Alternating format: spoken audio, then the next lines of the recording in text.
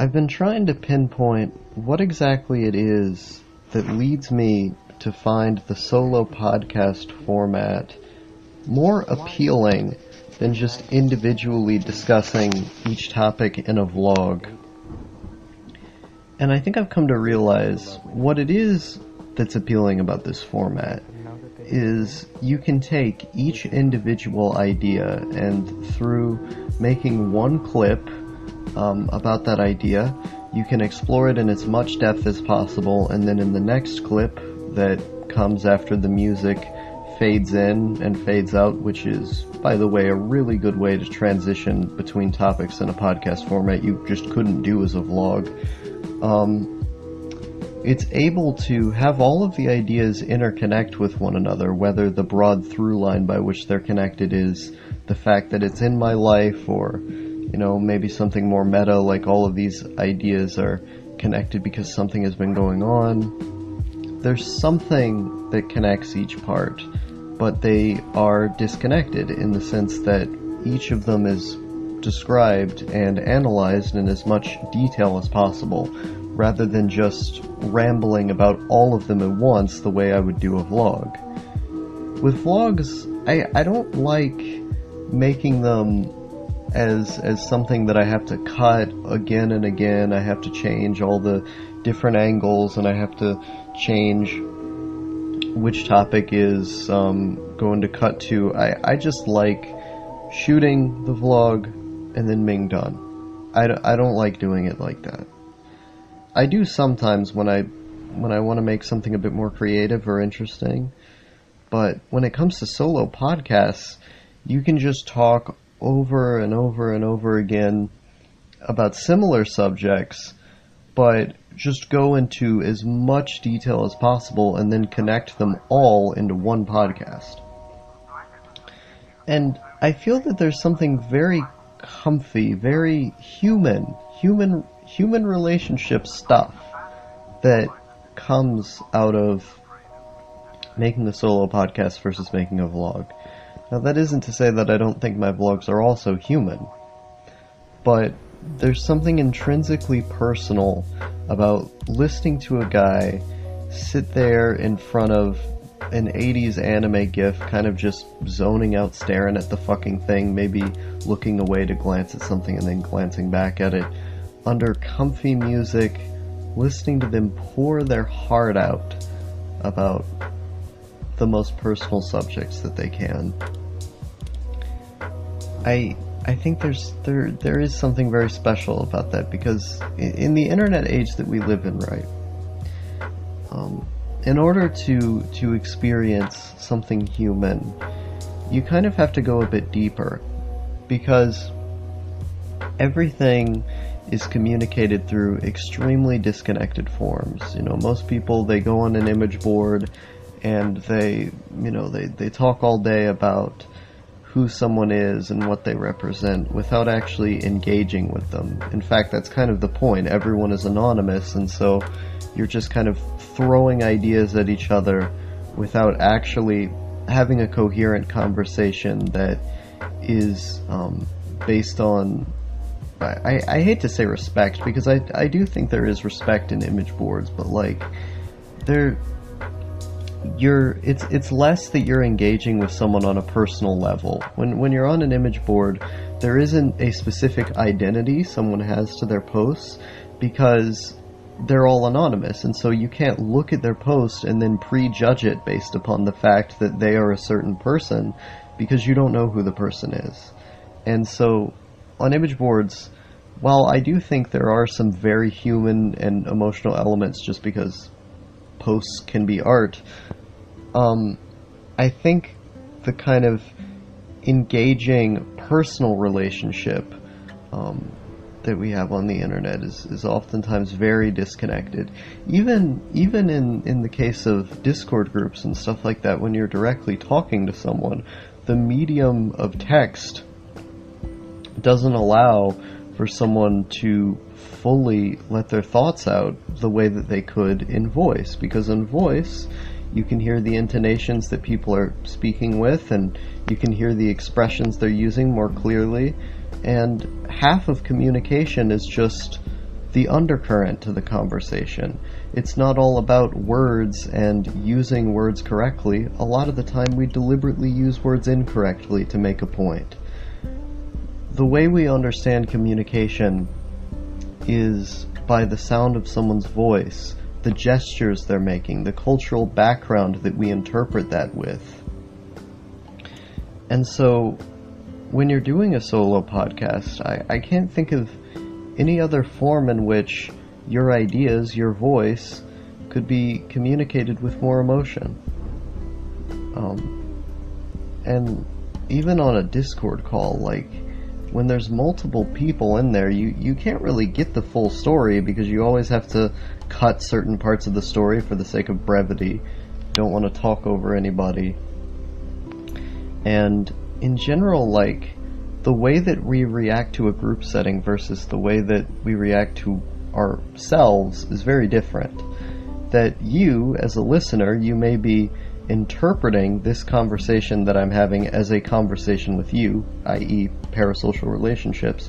You may be interpreting it as that, as like, I'm talking directly to you, and thus you understand better who I am and are feeling almost as if you're partaking in a social interaction, but this isn't the way that I would talk in a social interaction. And that's part of what makes it more personal, because I'm talking in a way that I would talk when I'm trying to air out my thoughts. It's a diary in a sense. I'm letting everything out, and I'm giving each idea the time that that idea needs. And I'm not afraid to leave out certain parts for the sake of brevity in a conversation to let others speak, or for the sake of not upsetting certain people in a conversation. I'm letting everything out. And for you as a viewer, or at least for me as a viewer, this is why I make this type of content, is because it's the type of content I want to see. It's the type of content I enjoy. For me as a viewer, when I see someone doing that in a solo podcast, I feel much more connected to them, because it's like I'm parasocially partaking in a conversation with themselves, as if I'm looking into their mind for a little bit. Now, one of my favorite channels on YouTube, or if not outright, the best Mumkey channel, was Mumkey's Countdown to Suicide. Now, if you don't know, Mumkey Jones was a satirical YouTuber, now turned Twitch streamer, because YouTube kind of kicked him off the platform. But I was there when he had like 5,000 subscribers, when he had like a ludicrously small amount compared to what he ended up losing his channel with, which was at like 300k or something like that. But I was there at about 4K because I saw Digibro mention him in a vlog. He did not link to his channel or anything like that. I'm pretty sure he mentioned him at like the 10-minute mark or 15-minute mark or something like that. And so I thought, well, that sounds interesting. Didn't link to the guy. The vlog itself had like 4,000 views at the time, because that's all the views Digi's vlogs ever really got back then. So I Google Mumkey Jones. I stumble across his channel, and of course, being the person that I am, I need to find all of the information about one person if I subscribe to them. So I checked his Twitter, I read through all of his Twitter, I subscribed to all of his channels, and I don't think they had bell notifications back then. But, I subscribed to all of his channels, and I watched through all of the Mumkey's Anime Reviews videos. I watched through a good portion of his vlogs. Later on, I got more into the gaming content. I did watch some of it, but later on it became much more of a thing for me. But by far the content that I viewed the most from him was Mumkey's Countdown to Suicide. I watched all of those videos, some of them multiple times, because it felt very disconnected from his other videos. For example, it wasn't on Mumkey Jones 2, because Mumkey Jones 2 was merely an extension of the main channel. Yes, it was a vlogging / shitposting channel, but the content like Mumkey's Countdown to Suicide, like the videos that were posted on there, would not have been able to fit on Mumkey Jones 2 because of the personal element wouldn't be there. Like, you think about what that channel represents, and it's just shitposts and clips from his main channel videos. It's actively advertised on his main channel, and yeah, he's got Mumkey's Countdown to Suicide on the sidebar, but it was never like a core element of his channel. It was never something that was meant to be anything other than what it was. The channel was simply a domain for a single art piece. And I think by making the channel consistent narratively with the idea that it is a suicide vlogging channel, I think that had a lot more personal meaning to it than just putting it on his main channel or putting it on his side channel. Because when we stumble across Countdown to Suicide, one channel that is not particularly advertised all that much, when we stumble upon it and we look through the content, it feels almost as if we're seeing something that we're not supposed to. And he often addresses the viewers in the videos as being small in number. And so it really emphasizes that personal connotation that one would have with those videos. And so as I watched them, I felt more and more in tune with Mumkey's psyche, because he just let everything out. He just said all of what he was feeling. It was like a therapy session, you know. He used YouTube as a therapy session. And the personability of the content, how close it was to him, how distinct it was to him, how personal and honest and raw the content was, combined with the fact that the art was given its own canvas, that the channel worked as its own canvas, where it was this almost secretive channel that was off in the shadows, where you learned about all these more deeper elements of him. I think it served to make something that was really special. And with these solo podcasts, you know, I never intend to make them something that's advertisable, that looks like it's part of the main content. I've always seeked to make it feel like something you have to dig for. And that was certainly the case with the later iterations of Outlaw's Cremation Furnace, where what I had essentially done was put them on the Chromasticators, which is a podcast I'm now kicked off of, but I put them over there, and if you were a fan of my content, you know, a deep level Outlaw fan, you would have gone over to the Chromasticators and found those videos. In fact, I knew a few people who I didn't really engage with on a one-to-one basis who did find those videos and who commented on them. So they, on their own, by their own volition, were interested in finding those videos, and they got something out of them. They found out the deeper lore, and that sense of personability, that sense of closeness that I got when I watched Mumkey's Countdown to Suicide, I like the idea of producing something like that for someone else. And I released those videos over there. They got kind of mediocre views compared to what my main series videos would normally get, which was to be expected. But they still got more views than basically anything else on the Chromasticators channel. Because, you know, people were just interested in the narrative of the content. Before that point, I had done a solo podcast on my second channel, which in a way was justified because the second channel was kind of pretty obscure compared to my main content at the time. But the moment that it felt like it wasn't that anymore, it felt kind of weird to put solo podcasts on there. And so the question here really is, why am I posting this one this debut Max Revival episode of the solo podcast on the main channel. And to explain that, I think the main channel, this is kind of going into a more broader discussion here, but trust me, I'll loop it back. I think the main channel has become this hodgepodge of so many different things at this point. And I like it that way, because it scares people off who don't care about what I represent, you know? There was this time when I was obsessed with views, I was obsessed with maintaining and cultivating a greater, how do I explain this?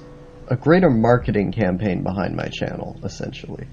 I wanted the identity of the channel not just to be artistic, but also to be one that's marketable and diluted to the point where most people can pick it up and say, okay, this Infinite Outlaw thing is pretty okay.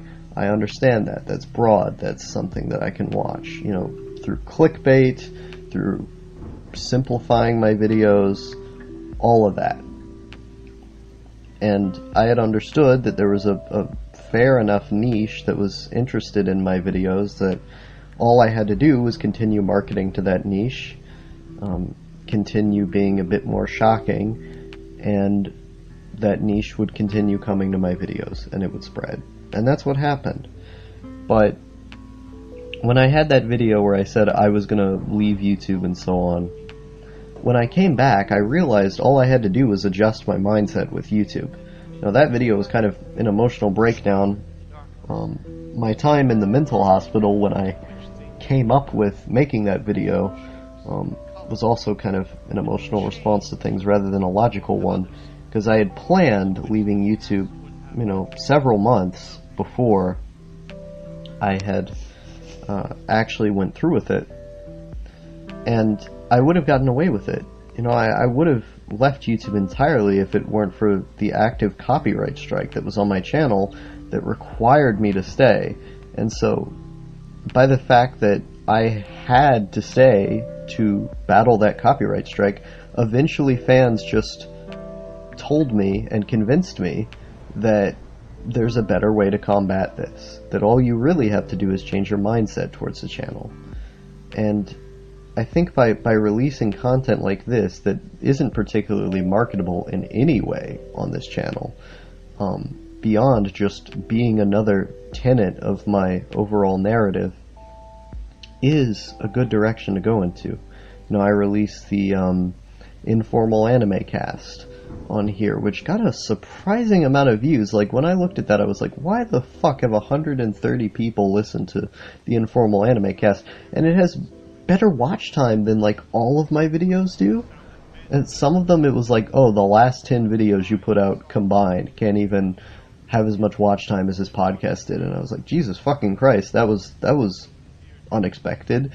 But I've been releasing a lot of shorter content on here as well that deliberately is not good for watch time, you know?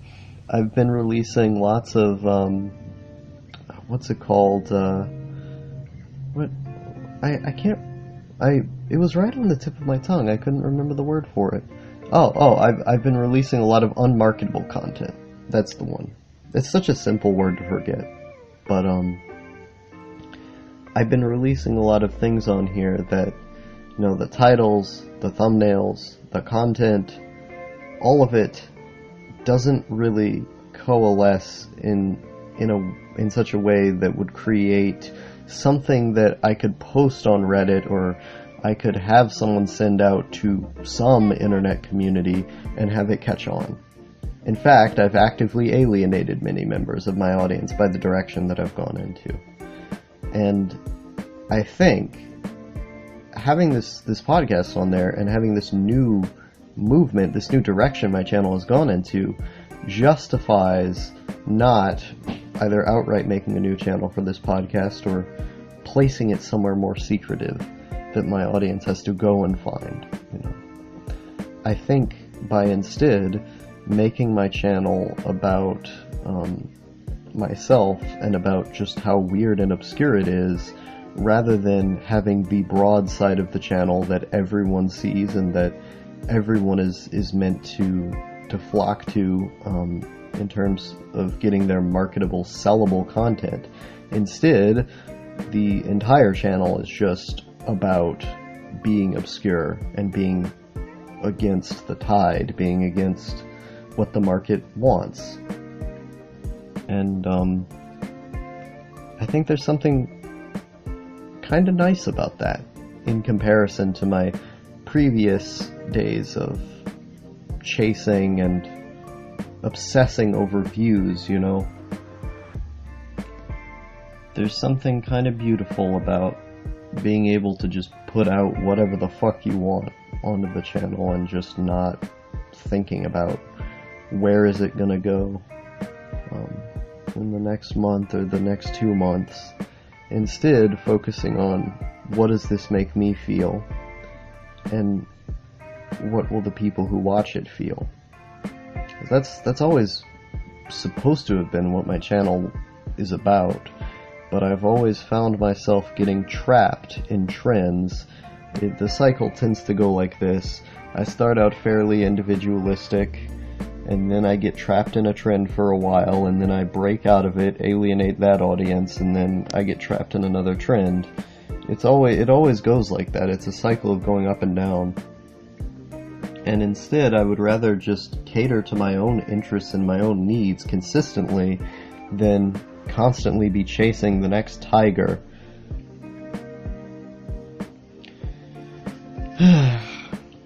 So, the return of the solo podcast is mired in this new era that I'm trying to put my channel in. There's a reason this is being put out here. I always consider this. Most people don't. Most people, they just put videos out wherever. But I've always thought about what does it mean to have this content be placed in this place? Because I don't consider a video to be standalone. I consider on YouTube a video connects to all of the other videos that you've put out. And so, what does this specific video have to do in relation with all these other videos? What does this mean for the greater narrative, for the greater scope of my channel? And that's something that I consider whenever I make a video, whenever I decide whether or not I'm going to make a video. It's one of the most important parts, because the narrative of the channel is often just as important as the content. In fact, I would argue they're interconnected.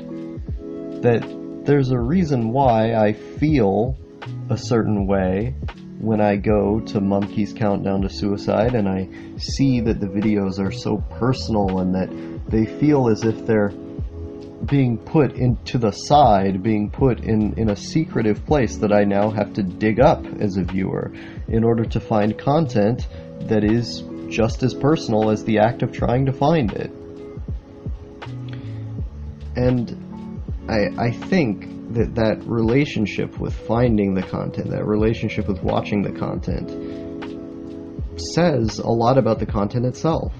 And it can be used to our advantage to try and craft our content around the way it's going to be viewed. I mean, without all of this long-winded explaining, just think of the statement, the meaning is the message, you know, or the medium is the message, excuse me. And so, the medium of my channel, what energy I'm trying to direct it towards, is that I do not want this medium to be mired in anything but personality. I don't want it to be catering to any one group over the other. I don't want myself to be nervous to say certain things. I don't want to not release certain videos because they won't get views. Instead, I want the entire act of viewing this channel to be as if you've found something that you weren't necessarily supposed to find, and that this channel is not just meant to be some carbon-copied, mass-produced assembly line of content meant to get views or patrons. This is instead something that I have thought about, something that I've cared about, and something that you feel a lot of care for by having watched it, for the exact reasons that I had made it. You had found content that was different than what the typical YouTubers were making, and thus, you felt more connected to it as a result. You saw how personal it was, and the fact that it's obscure, the fact that if you blinked you would have missed it, adds all the more meaning to how personal the content is in and of itself. That's why I'm returning to the solo podcast.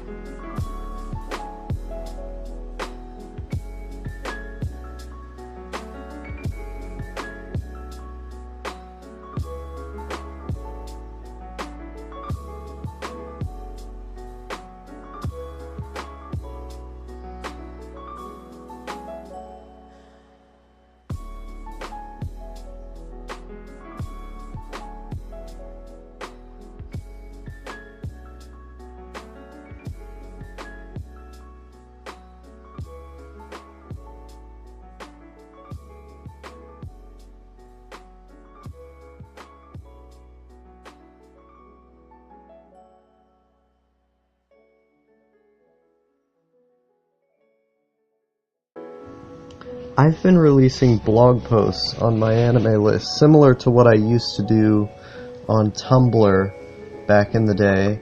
I had a Tumblr and I had a WordPress that I would just put all of the little writings that I did that weren't as good as what I would put to video. And I've released several things over there. The first post that I put there I thought was actually pretty interesting. It was just that it could have never been put to video because the act of reading it is kind of the point. It had a lot of very weird sentences, and the structure to it was, kind of the enjoyability that would come from that post. So I didn't want to adapt that. But the rest of the posts, I felt they were either like mediocre to kind of okay, expressed a point that was semi-decent or that I've expressed before and then got out. But I did this 3-page script, it was meant to be a script, called Pong, the Prince of Tennis, and Endowing This Horror Show with Meaning. And it was essentially meant to explain what the purpose of my channel is, where I realized what I should do with my channel versus what I should not, and where the meaning for my videos comes from. But the more I thought about it, all of the stuff that I said in the script made sense, yes, but it felt so rote and emotionless because I have explained those things before. In fact, the entirety of my channel has been explaining those things. It's just that you have to watch all of the videos to get it. And I really don't see any value in making one video that just says, hey, the point was always this, guys, let me just tell you. I don't see a point in doing that. And the post was fine. It's fine to read if you want, but I don't see the effort of recording the audio, which I tried to do, and after I recorded the audio and then edited it, I felt horrible, abjectly horrible afterwards, because I realized what it was I was just trying to put into video. But when I had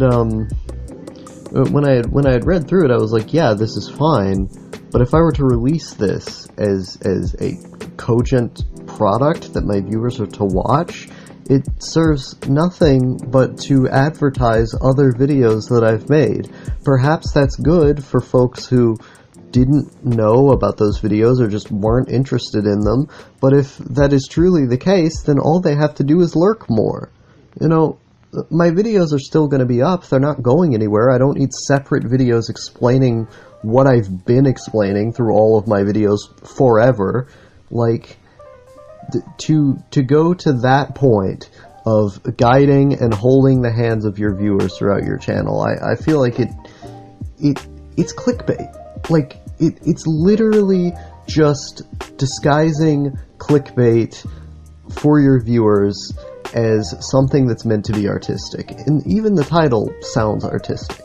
You know, it sounds like, oh, I'm expressing something emotional. Get ready, because we're gonna endow this horror show with meaning, you know? Get the lights away, get the stage away. We don't need that here. And that's what I was trying to do. I was trying to do this fucking Shakespearean art project that's like, hey, guys, I feel feels for the fact that I had made these things. But the inspiration wasn't there. It was just, I thought the idea was kind of interesting, so let me explain the stuff I've always been explaining. There was no emotional catharsis behind it. And ironically, one of the ideas that the video was meant to present was that I realized how I should make my videos when I was ignited to make something particularly emotional, with an emotional backing behind it, with an emotional inspiration. And so, like, if I'm going to present that idea, it's pretty ironic that the video itself was standard and had no real emotions behind it, that it wasn't meant to be made to talk to anybody except an invisible audience that's meant to give me money. That's really all who it was meant for. It was meant to hold the hands of the audience who didn't understand the older videos, to get them to watch them and to get them to understand. And I don't see a point in that except to try and potentially get more patrons or to get more viewers to look at that stuff. It's just baseless advertisement and clickbait personified in a 3-page script. It was fine to read, but there was no need to release that to video. I would be compromising my integrity to do so. And so, what I did was I just put it up on Mal, I gave the anime connection that it had or whatever, and I was like, okay, I'm done. Because you have to have an anime connection on all your posts on Mal. That's the weird thing about that website. And, I post several other things there as well. Like, I post a review of Kakegurui that was definitely not good enough to go on YouTube as a video. That post was more so both me trying to practice to write and also me trying to get my thoughts on Kakegurui out there, so I just didn't go insane watching the show, because I didn't want to vlog about it, because if I vlogged about it, it would be entirely incoherent, and I would just be pissed off the entire time, and I already have way too many vlogs that are like that, talking about media. So, I thought, well, why don't I write a post about it? And so I wrote a fairly short post. I think it was like 400 words, something like that. So I got out all of my thoughts on the show, and I felt better afterwards. But it was never something that I could have put to video. If I put it to video, it would make the entirety of my channel, the narrative, the identity of my channel, feel worse as a result, because it would not have the standard of quality that I tend to expect from my own work, that I want to be putting to video. And you have to understand here that standard of quality and aesthetic are two very different things. The off-putting aesthetic that I have to my work is meant to scare off Normans and to, get people who aren't going to understand the work to go away. But quality is for those who do understand the aesthetic and who are able and patient enough to partake in it. For example, this podcast. This podcast is extremely off-putting. It's not clickbait.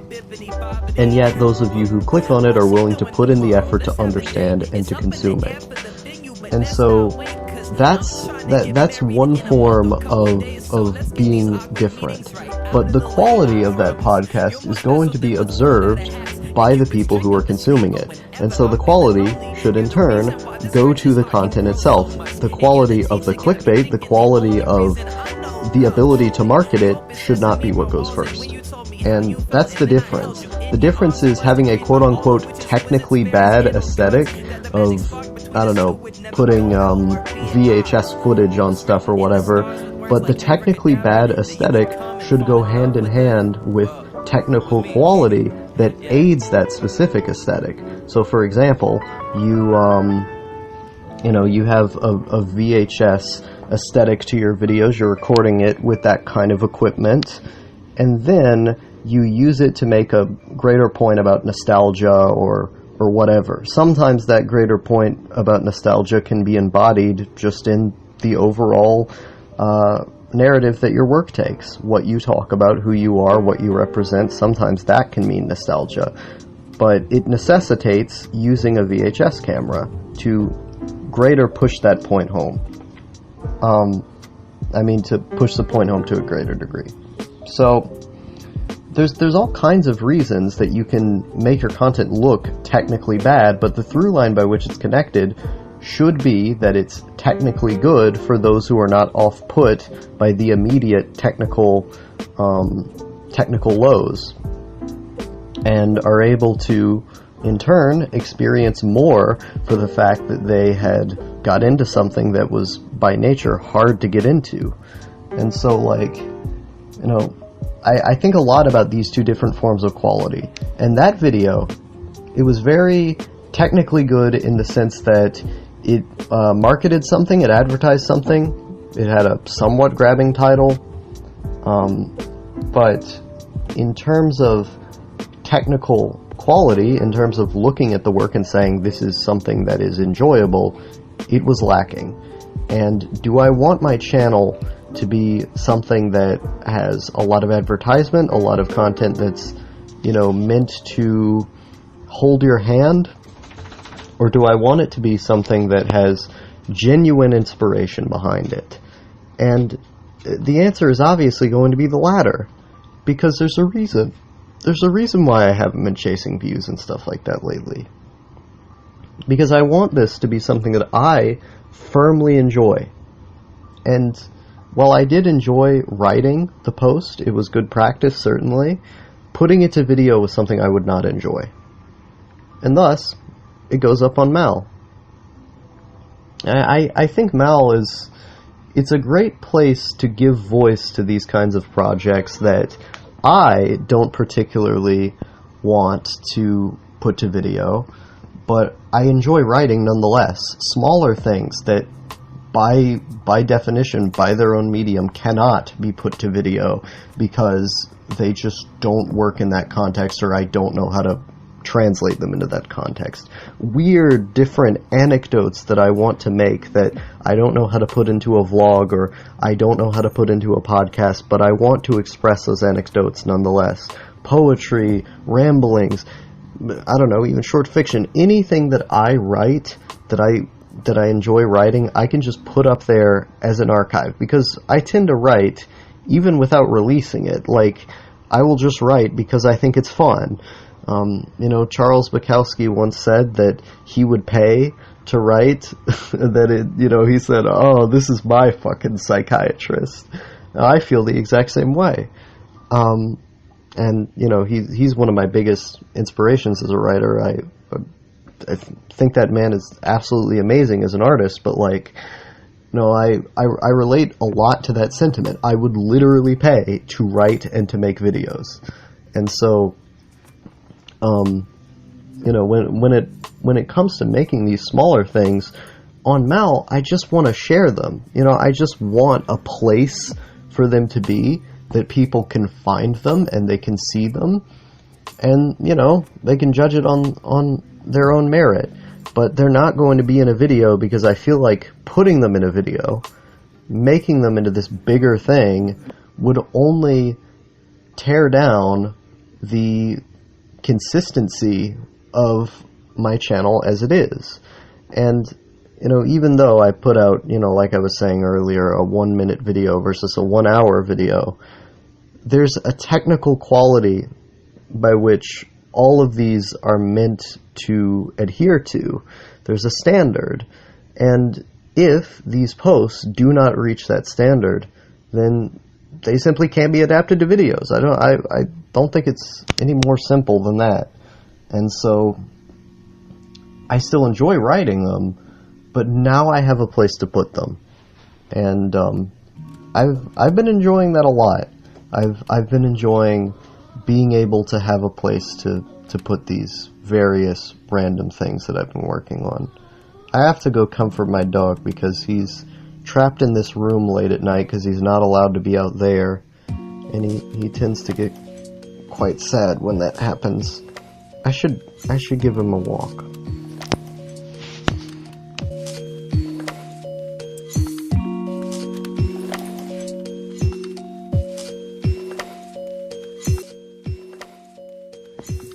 Something I realized when I was writing that post, as I was talking about it in the last segment, the one about Prince of Tennis and all that shit, is that I don't think I can produce something that I am truly proud of having produced without it being inspired, without some kind of emotional relevancy to the work itself. And this all came to a head when I was thinking about some of my favorite creators. Why are they so consistent? And one of the main reasons why I've always thought they're so consistent is because they're not me, and so I judge their content through a different lens. I like hearing their voice, whereas with mine, I think it's okay. It's kind of okay, too bad.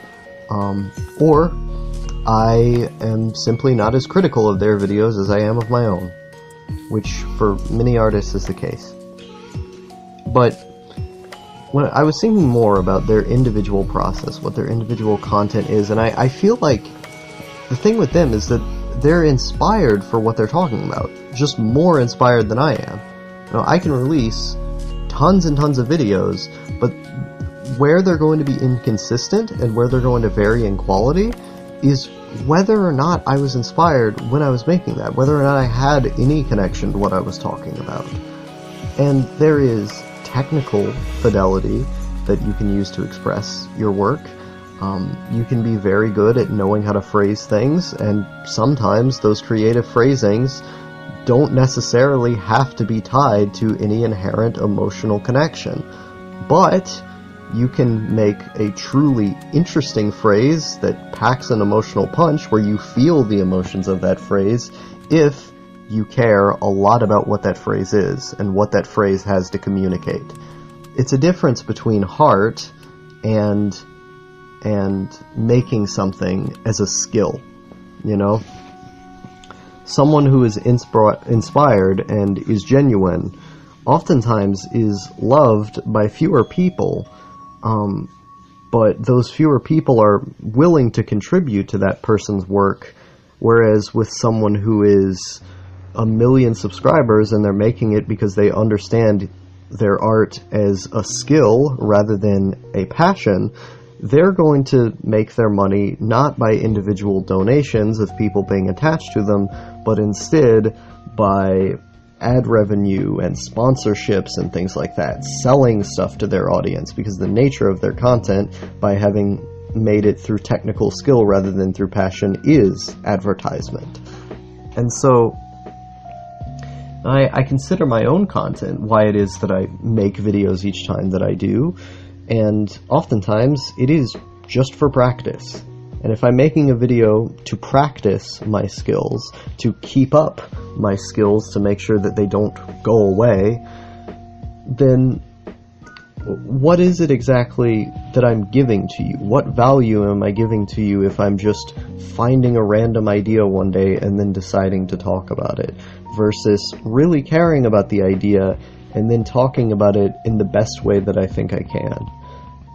Often that best way is just by being so emphatic and emotional about the topic that I really let you know by trying to come up with as many interesting sentences off the top of my head and thinking as much about the topic as I can as to justify it. And so, when it comes to inconsistency, the real inconsistency is not that is not in the fact that I'm a bad artist or that I don't intrinsically understand something about this craft, whereas other people do. It's that I am constantly putting myself to the standard of releasing inspired work, whereas these other folks, the reason why their work tends to be more appealing is that they're just always inspired. You know, they're always inspired for what they're talking about, and so they're making interesting things when they can, whereas I am always putting myself to the standard of being inspired, but I seldom am I actually inspired, you know? And so I find myself in this weird push and pull of trying to release content that would be as good as it would be when I'm inspired, when I'm not inspired, and thus feeling that the content is lacking in some way. And the real place in which it's lacking is not in my lack of technical skill, it's in the lack of emotion behind it. That's what I'm connected to. That's what I care about. That's where my quality content comes from. That's where the quality content of others comes from. It's just that they've found a way to be inspired more often than I am. And I don't think I should beat up on myself for not always being in the right emotional state to make things. And I don't think I should judge work that I made just to practice my own ability to work that had heart and soul and love put into it. Those two are just not comparable.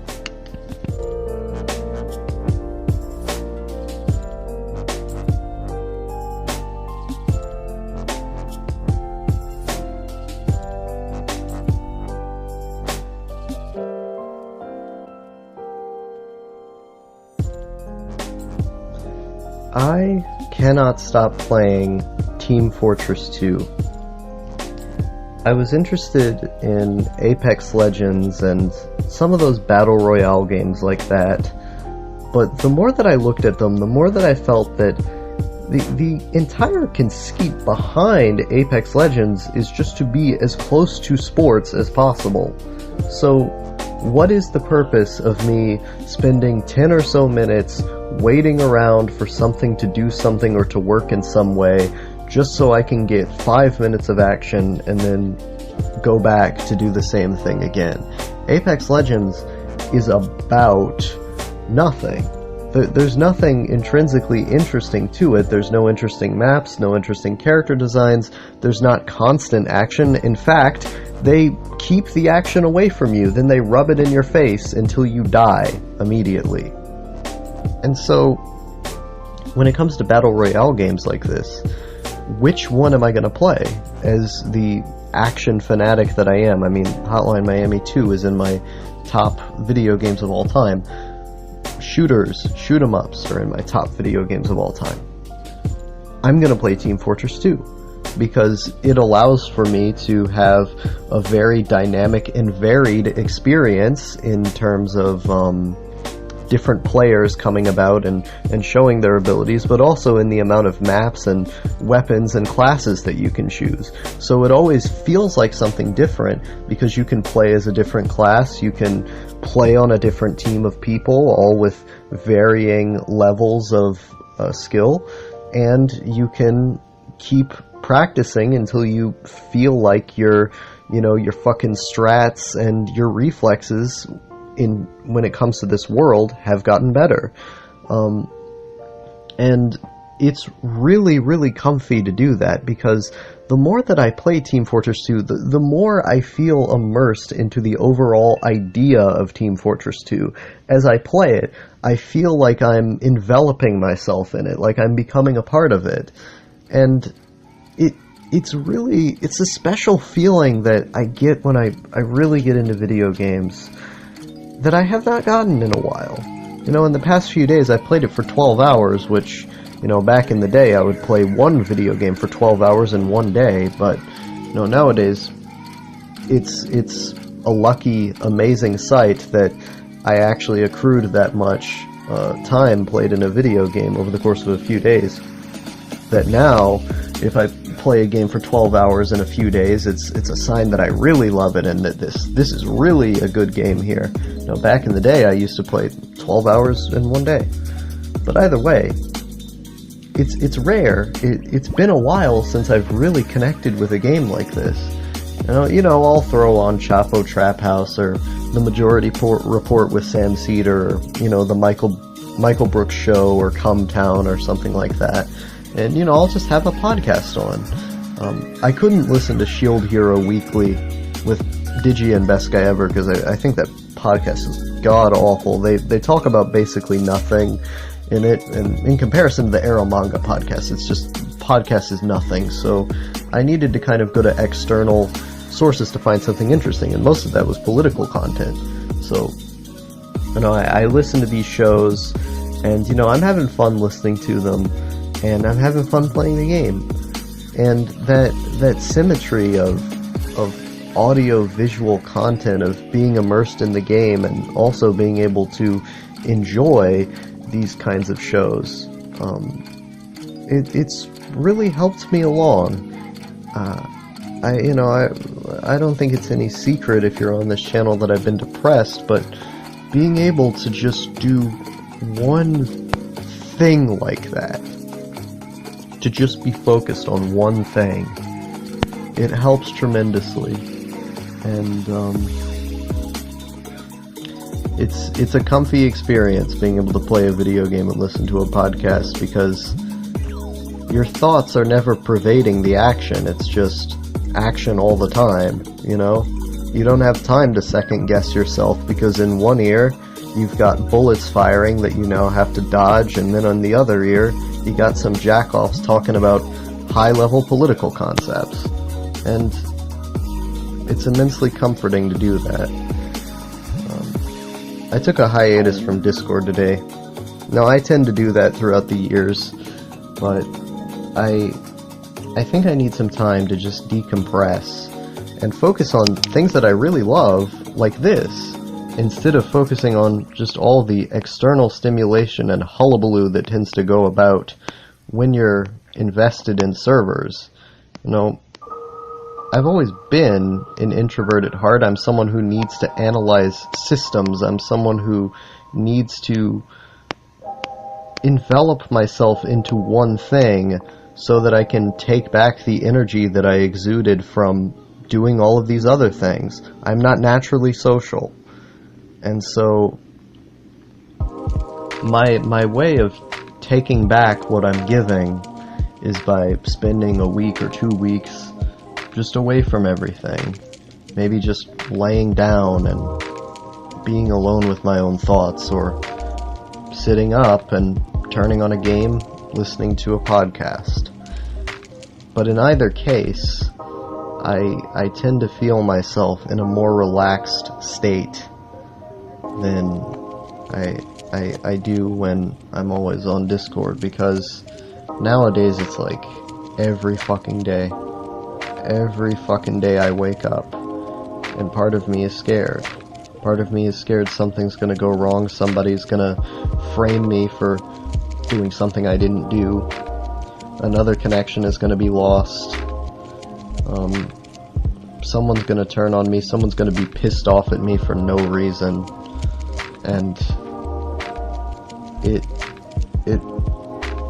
it really bothers me to always have those thoughts in my head. Now, about 5 days ago, I broke down crying. I couldn't take it anymore.